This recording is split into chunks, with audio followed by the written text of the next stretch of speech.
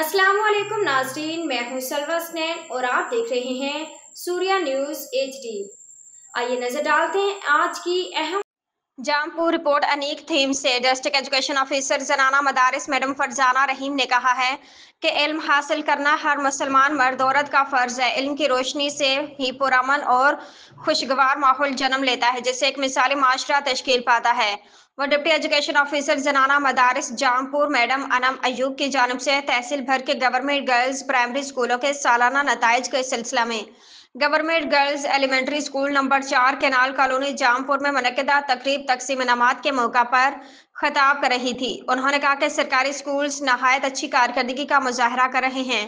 वालिदैन अपने बच्चों को सरकारी स्कूलों में दाखिल करवाएं। तकरीब की मेज़बान डिप्टी एजुकेशन ऑफिसर जनाना जामपुर अनम अयूब, जो कि गवर्नमेंट गर्ल्स हाई स्कूल नवा बेगराज की हेडमिस्ट्रेस भी हैं, ने अपने खिताब में शुरका तकरीब और मौजूदीन मेहमानान गिरामी का शुक्रिया अदा किया और कहा कि वालिदैन को बेटों के साथ बेटियों की तालीम पर भी भरपूर तवज्जो देना चाहिए, क्योंकि पढ़ी लिखी माँ ही एक बेहतरीन माशरे की तश्कील में मुआवन साबित हो सकती है।